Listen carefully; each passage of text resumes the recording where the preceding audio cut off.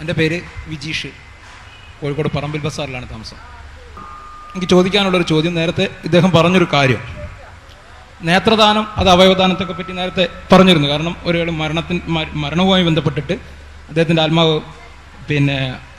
Brain death സംഭവിച്ചു കഴിഞ്ഞാൽ പിന്നെ ആ സമയത്ത് അദ്ദേഹത്തിൻ്റെ നേത്രദാനം നടത്താം, ഇത്തരം കാര്യങ്ങളൊക്കെ പറഞ്ഞിരുന്നു.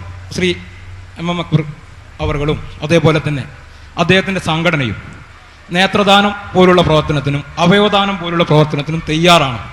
ഇവിടെ ഞാൻ ഇതിൻ്റെ ഒരു അനുഭവസ്ഥനായതുകൊണ്ട് പറയുകയാണ്, എൻ്റെ അച്ഛൻ ഇന്നൊരു കണ്ണ് നഷ്ടപ്പെട്ട് കിടക്കുന്നത് കോർണിയ എന്ന് പറഞ്ഞ സാധനം ഇന്ന് കിട്ടാനില്ലാത്തതിൻ്റെ ഭാഗമായാണ്.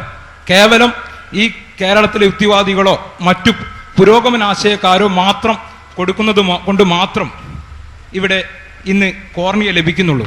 അതുകൊണ്ടുണ്ടാകുന്ന ഒരു പ്രശ്നം എന്താണെന്ന് പറഞ്ഞാൽ, ആയിരക്കണക്കിന് ആളുകൾക്ക് കോർണിയ ലഭിക്കാതെ ഈ നേത്ര കാഴ്ച നഷ്ടപ്പെട്ടുകൊണ്ടിരിക്കുകയാണ്. ഇത്തരം ഒരു സേവനത്തിലേക്ക് ഇന്ന് ഒരു പുരോഹിതൻ തയ്യാറാവുകയും നമ്മുടെ കോഴിക്കോട് തന്നെയുള്ള ഒരു പുരോഹിതന്റെ നേതൃത്വത്തിലുള്ള ഒരു അദ്ദേഹത്തിന്റെ കീഴിലുള്ള ഒരു സഭ മുഴുവൻ തയ്യാറാവുകയും ചെയ്തിട്ടുണ്ട്.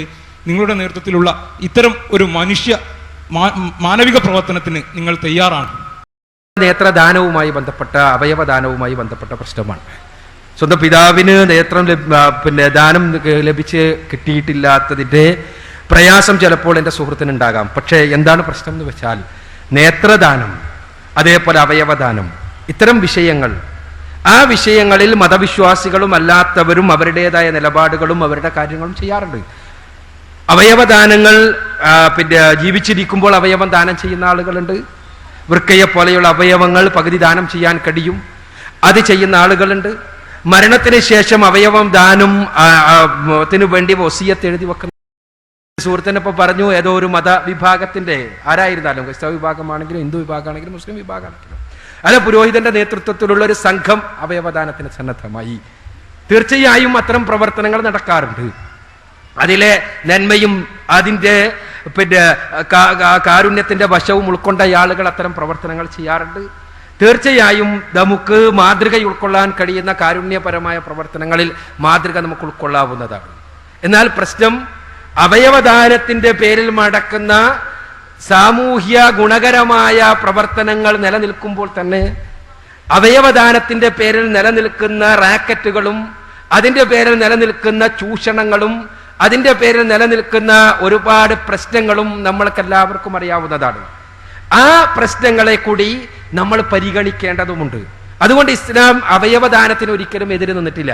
ഇസ്ലാം അവയവദാനത്തിന്റെ വിഷയത്തിൽ കൃത്യമായ കാഴ്ചപ്പാട് പുലർത്തുകയാണ് ചെയ്തിട്ടുള്ളത്. അതെന്താണെന്ന് വെച്ചാൽ, അവയവം ദാനം ചെയ്യുന്ന ആളുകൾ അത് നന്മക്ക് വേണ്ടിയാണ് ഉപയോഗപ്പെടുത്തുന്നത് എന്ന് ഉറപ്പുവരുത്താൻ സന്നദ്ധമാകണം എന്നുള്ളതാണ് ഇസ്ലാമിക പണ്ഡിതന്മാർ ഈ രംഗത്ത് വെച്ചിട്ടുള്ള നിബന്ധന. അതല്ലാതെ ഇസ്ലാം അവയവദാനത്തിനെതിരല്ല. അവയവദാനങ്ങൾ നടക്കാറുണ്ട്, പക്ഷേ അവയവങ്ങളെ കച്ചവടം ചെയ്യാൻ പാടില്ല. ഇസ്ലാം ആ രംഗത്ത് പഠിപ്പിച്ചിട്ടുള്ള കാര്യം അതാണ്.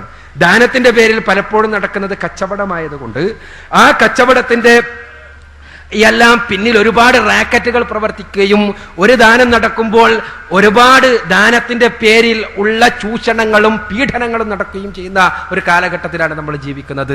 നമ്മൾ ഇന്ത്യയടക്കമുള്ള പ്രദേശങ്ങളിൽ നിന്നുള്ള അവയവങ്ങൾ കയറ്റി അയക്കുന്ന റാക്കറ്റുകളും ആ കയറ്റി അയക്കുവാൻ വേണ്ടി കുട്ടികളെ അടക്കം തട്ടിക്കൊണ്ടുപോകുന്ന റാക്കറ്റുകളും എല്ലാം സജീവമാകുന്ന ഒരു കാലഘട്ടത്തിലാണ് നമ്മൾ. അപ്പോൾ അതിന്റെ ഒരു വശം മാത്രം കണ്ടിട്ട് നമ്മൾ ആവേശം കൊണ്ടതുകൊണ്ട് കാര്യമില്ല. അതിന്റെ എല്ലാ വശങ്ങളും മനസ്സിലാക്കുക. തീർച്ചയായും മനുഷ്യകാരുണ്യപരമായ പ്രവർത്തനങ്ങൾ, ആ പ്രവർത്തനങ്ങൾക്ക് ഇസ്ലാം ഒരിക്കലും എതിരല്ല. ഇസ്ലാം എതിരല്ല എന്ന് മാത്രമല്ല, ഇസ്ലാം വളരെ കൂടുതൽ പ്രോത്സാഹിപ്പിച്ചിട്ടുള്ള കാര്യമാണത്. വളരെ വ്യക്തമായി സ്വന്തം അയൽവക്കക്കാരൻ പട്ടിണി കിടക്കുമ്പോൾ വയറു നിറച്ചുണ്ണുന്നവൻ മുസ്ലിങ്ങളിൽപ്പെട്ടവനല്ല എന്നാണ് റസൂലുള്ളാഹി സ്വല്ലല്ലാഹു അലൈഹി വസല്ലം പഠിപ്പിച്ചിട്ടുള്ളത്. എന്നാൽ ഇത്തരം വിഷയങ്ങളിൽ കേവലം ഒരു വശം മാത്രം കണ്ടുകൊണ്ടുള്ള ഒരു നിലപാടിന് പകരം അത് വ്യക്തമായി അതിന്റെ എല്ലാ വരും വരായികകളും മനസ്സിലാക്കിക്കൊണ്ടുള്ള നിലപാടെടുക്കണം എന്ന് ഇസ്ലാം വിശ്വാസികളോട് പറയുന്നുണ്ട് എന്ന് മാത്രമേയുള്ളൂ. മറ്റേ കാര്യം സ്വാഭാവികമായും തീർച്ചയായും നിങ്ങൾക്ക് നിച്ച് ഓഫ് ട്രൂത്തുമായി ബന്ധപ്പെടാവുന്നതാണ്.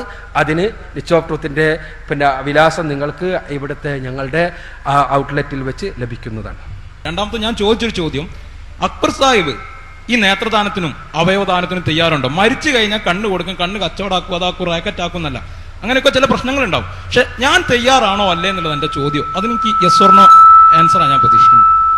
ഇതേപോലെ തന്നെ ഇസ്ലാമിനെ സംബന്ധിച്ചിടത്തോളം അക്ബർ സാഹിബ് കണ്ണ് ദാനം ചെയ്യാൻ തയ്യാറുണ്ടോ എന്ന് പറയുമ്പോൾ ഞാൻ എന്ത് ചെയ്യണം? ആവേശത്തോടു കൂടി അത് തയ്യാറാണ്. താങ്കൾ തിരിച്ചു തയ്യാറുണ്ടോ? ഞങ്ങൾ ചെയ്യുന്ന കാര്യങ്ങൾ തയ്യാറാണ് തയ്യാറല്ല എന്ന് വേദിയിൽ വെച്ച് ഉറക്കെ പ്രഖ്യാപിക്കുവാനുള്ളതല്ല. റസൂലുള്ളാഹി സ്വല്ലല്ലാഹു അലൈഹി വസല്ലമ ഞങ്ങൾ ചെയ്യുന്ന കർമ്മങ്ങളെ കുറിച്ച് പറഞ്ഞിട്ടുള്ളത് ആ സൽക്കർമ്മങ്ങൾ അള്ളാഹുവിന്റെ തൃപ്തിക്ക് വേണ്ടി ചെയ്യുവാനുള്ളതാണ്. എന്താണ് ഞങ്ങൾ എന്ത് ചെയ്യുന്നു എന്ന് എൻ്റെ സുഹൃത്തിനെ അറിയിക്കേണ്ട കാര്യമില്ല. പടച്ചവന്റെ തൃപ്തിക്ക് വേണ്ടി അവയവം ദാനം ചെയ്യേണ്ടപ്പോൾ അവയവം ദാനം ചെയ്തോളും, സ്വത്ത് ദാനം ചെയ്യേണ്ടപ്പോൾ സ്വത്ത് ദാനം ചെയ്തോളും, മറ്റെന്തെങ്കിലും ദാനം ചെയ്യേണ്ട സമയത്ത് അത് ദാനം ചെയ്തോളും. അതിന് എനിക്ക് എൻ്റെ സുഹൃത്തിന്റെ സർട്ടിഫിക്കറ്റിന്റെ ആവശ്യമില്ല. എന്തുകൊണ്ടെന്നാൽ ഞാനത് ചെയ്യുന്നത്, ഇവിടെയുള്ള മുസ്ലിങ്ങൾ അത് ചെയ്യുന്നത്, ചെയ്യേണ്ടത് ആരെങ്കിലും അങ്ങനെ അല്ലെങ്കിൽ അത് വേറെ വിഷയപാട്, ചെയ്യേണ്ടത് സർവ്വലോക രക്ഷിതാവായ തമ്പുരാന്റെ തൃപ്തി കാംക്ഷിച്ചുകൊണ്ടാണ്. ആ തൃപ്തി കാംക്ഷിച്ചുകൊണ്ട് തീർച്ചയായും അവയവദാനം മാത്രമല്ലയുള്ളത്, അവയവദാനമുണ്ട്. അത് തൃപ്തി കാംക്ഷിച്ചുകൊണ്ട് ചെയ്യുകയാണെങ്കിൽ, ശരിയായ മാർഗത്തിലാണെങ്കിൽ അതിൽ നന്മയുണ്ടാകും. സ്വത്ത് ദാനമുണ്ട്, ഒരുപാട് സേവന പ്രവർത്തനങ്ങളുണ്ട്. അതെല്ലാം ചെയ്യാൻ മുസ്ലിങ്ങൾ സന്നദ്ധമാകേണ്ടതാണ്. അതിങ്ങനെ പ്രഖ്യാപനം നടത്താറല്ല മുസ്ലിങ്ങൾ ചെയ്യാറുള്ളത്, അതിന് തയ്യാറല്ല എന്ന് മനസ്സിലാക്കുക.